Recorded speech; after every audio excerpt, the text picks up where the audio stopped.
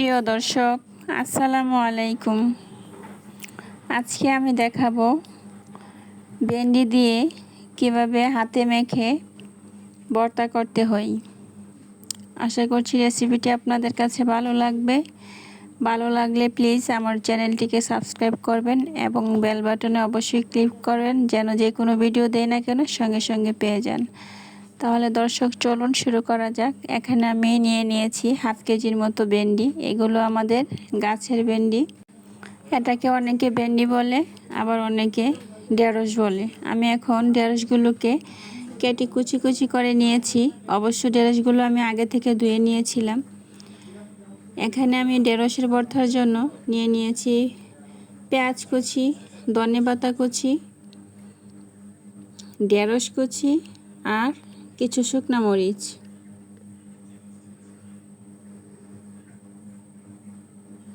এখন আমি প্রথমে শুকনো মরিচগুলো ভেজে নিব।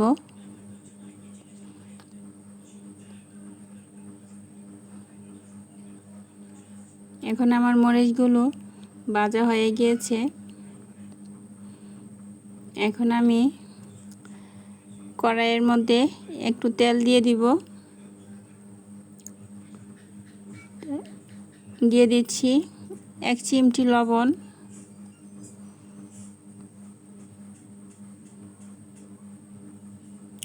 এখন আমি তেলটাকে কড়াইটার মধ্যে ছড়িয়ে দিব। এখন দিয়ে দিব কুচানো ঢেঁড়সগুলো।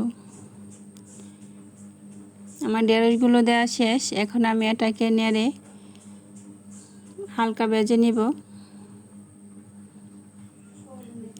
আপনারা দেখতে পাচ্ছেন আমার ঢেঁড়সগুলো ঘেমে এসেছে, পানি পানির মতো লাগতেছে। এখন এটা সেদ্ধ হয়ে যাবে।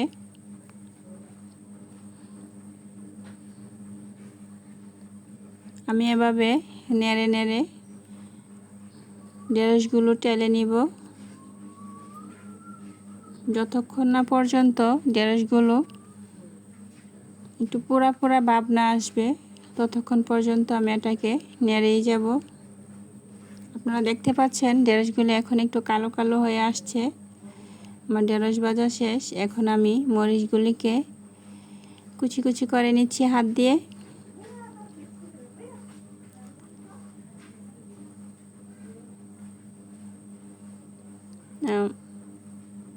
এখন আমি একটা বোলের মধ্যে পেঁয়াজ কুচি দিয়ে দিচ্ছি কুচানো শুকনো মরিচগুলো।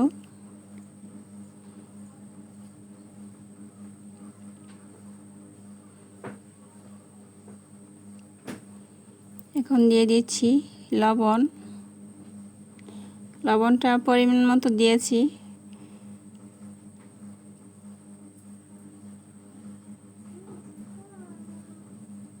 আমি এখন এগুলাকে চটকে নিয়েছি। এখন আমি দিয়ে দিব টালা